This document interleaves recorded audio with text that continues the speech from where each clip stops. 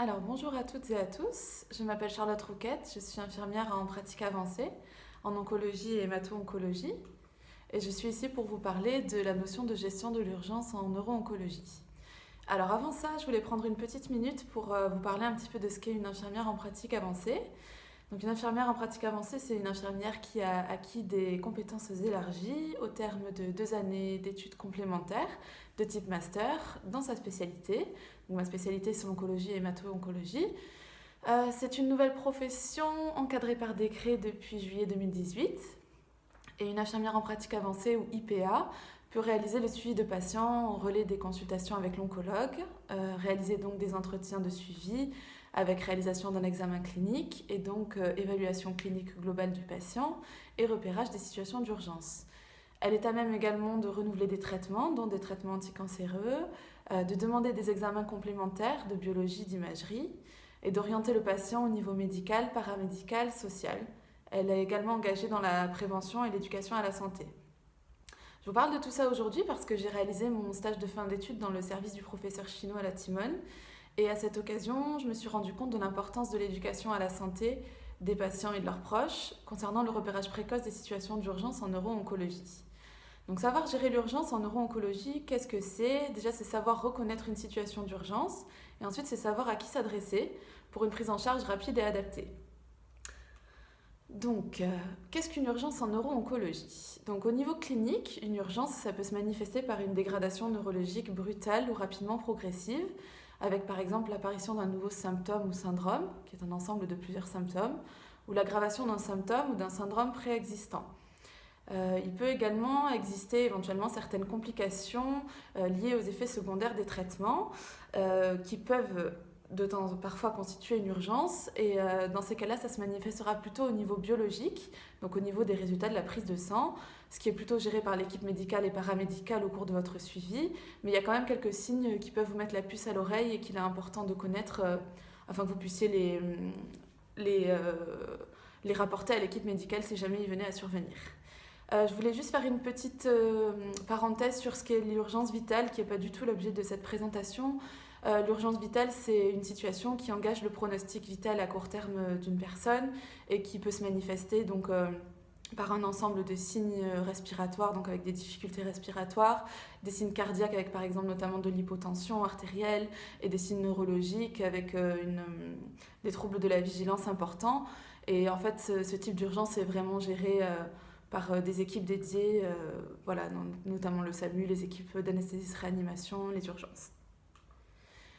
Alors, pour ce qui est des urgences, on va dire cliniques en neuro-oncologie, il y a deux grandes situations à connaître et qui sont donc importantes de mentionner l'équipe médicale et paramédicale si jamais ça venait à survenir. Donc, la première, c'est un tableau qui rassemble donc, plusieurs symptômes. Donc des maux de tête quotidiens, d'intensité plutôt croissante, de fin de nuit ou matinaux, pouvant être associés à des nausées et des vomissements, c'est plutôt des vomissements comme on appelle en G, pouvant être associés également à une vision un peu dédoublée et parfois à une somnolence. Voilà, donc ça, cet ensemble de signes, ce syndrome est important d'être rapporté à l'équipe médicale ou paramédicale parce qu'il peut être synonyme d'une souffrance neurologique. Ensuite, la deuxième situation qu'on va dire d'urgence en neuro-oncologie, c'est ce qu'on appelle les crises d'épilepsie. Donc les crises d'épilepsie, elles sont variées, il en existe des partielles, il en existe des généralisées. Et donc c'est quelque chose d'assez fréquent en neuro-oncologie, mais en fait l'urgence, elle sera fonction de plusieurs critères. Déjà savoir si la crise d'épilepsie c'est un état de mal, donc une crise généralisée, prolongée. Donc les critères qu'on va également prendre en compte, ce sera la fréquence des crises, leur durée, l'état de conscience du patient lors de la crise et le temps de récupération après la crise. Voilà. Il existe d'autres situations qui peuvent constituer des urgences cliniques selon la rapidité d'installation des symptômes et donc là et aussi éventuellement leur réversibilité. Donc là, on va parler notamment des déficits notamment moteurs, sensitifs, ou des troubles visuels également, donc une vision dédoublée, une amputation du champ visuel, d'une partie du champ visuel, ou une baisse de l'acuité visuelle. Ensuite, Donc, ce qu'on va garder en tête également aussi en fonction de la rapidité d'installation, c'est donc les troubles cognitifs et les troubles neuropsychiatriques. Donc, au niveau des troubles cognitifs, il peut y avoir des troubles du langage, de la parole, de la compréhension, des troubles des gestes et du schéma corporel, des troubles du calcul, des troubles des capacités visuospatiales, comme on appelle ça, des troubles de la mémoire. Voilà, au niveau des troubles neuropsychiatriques, ça peut être un tableau de désorientation temporospatiale avec des troubles du comportement, du caractère et de l'humeur. Voilà, donc ces signes-là, on les garde en tête également et c'est important de les mentionner à l'équipe médicale, paramédicale en cas de rapidité d'installation ou de non-réversibilité. Donc, comme je vous disais tout à l'heure, il peut exister certaines complications en lien avec les effets secondaires des traitements qu'on donne en oncologie, particulièrement en neuro-oncologie. Ça va se manifester essentiellement au niveau des résultats de la prise de sang, mais il existe quelques signes qu'on peut garder en tête. Donc, les chimiothérapies, certaines chimiothérapies peuvent entraîner une baisse des cellules de lignée sanguine. Donc, ça va être une baisse des globules blancs, une baisse des plaquettes et une baisse de l'hémoglobine. La baisse des globules blancs, c'est synonyme d'un risque un peu plus important d'infection. Ça peut se manifester par de la fièvre ou des signes infectieux, comme par exemple une toux, des brûlures urinaires, des écoulements. Une baisse des plaquettes, ça peut entraîner un risque de saignement un peu plus important. Donc là, ça peut se manifester par un saignement des gencives, un saignement du nez, ou des petites taches rouges, l'apparition de petites taches rouges sous la peau qu'on appelle des pétéchies, ou dans la bouche qu'on appelle donc des bulles hémorragiques. Donc tous ces signes-là sont des signes importants à mentionner à l'équipe médicale en cas de survenue. Voilà. Les chimiothérapies peuvent entraîner également une baisse de l'hémoglobine. Donc c'est ce qui amène l'oxygène au tissu et ça peut se manifester cliniquement par un ensemble de symptômes, donc de la pâleur, un essoufflement, une très grande fatigue, parfois des palpitations. Donc ça c'est pareil, ce sont des signes qu'on recherche et qui sont importants de mentionner à l'équipe médicale et paramédicale. Certaines chimiothérapies peuvent entraîner des troubles digestifs, donc à type de nausées, de vomissements et de diarrhée. En soi, c'est pas tant ces symptômes qui sont graves.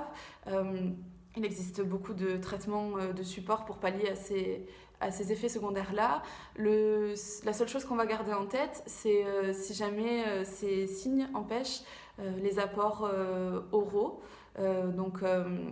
pouvant être à l'origine d'une déshydratation ou de troubles ioniques. Et ça peut se manifester éventuellement cliniquement par une sensation de soif, une sécheresse de la peau, des muqueuses, une baisse de la tension et de la confusion. Donc ça, c'est vraiment en cas de vomissements et diarrhée très abondants ou des nausées qui vraiment limitent totalement l'apport alimentaire. Voilà. En neuro-oncologie, il est assez fréquent de donner des corticoïdes à forte dose. Le risque sur le long terme, c'est de déséquilibrer un petit peu la glycémie, donc c'est le taux de sucre dans le sang. Et si jamais c'était anormal, cette glycémie, ça pourrait se manifester par une soif anormale, une sensation de bouche sèche, un besoin plus fréquent d'aller uriner, une sensation de fatigue, un appétit augmenté, sans perte de poids.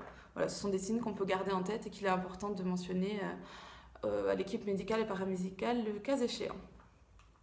Donc voilà pour ce qui était des urgences en neuro-oncologie. Maintenant, à qui s'adresser s'il survenait un symptôme ou un syndrome de ce type ? Donc, en cas d'urgence vitale dont on n'a pas beaucoup parlé, j'en ai juste parlé dans les premières diapos, évidemment, il faut composer le 15 et être pris en charge par le SAMU. En cas d'apparition d'un symptôme ou d'un syndrome brutal ou au moindre doute, c'est très important de prévenir l'équipe médicale et paramédicale en urgence ou alors de composer le 15 ou de se présenter au service d'accueil des urgences le plus proche pour éventuellement une hospitalisation et une prise en charge. Et en cas d'apparition d'un nouveau symptôme ou syndrome d'installation progressive, et notamment rapidement progressive, il faut vraiment prévenir l'équipe médicale paramédicale le plus précocement possible pour avoir un avis et une orientation adaptée. Voilà, cette vidéo est terminée. Je vous remercie pour votre attention et je vous souhaite une bonne journée.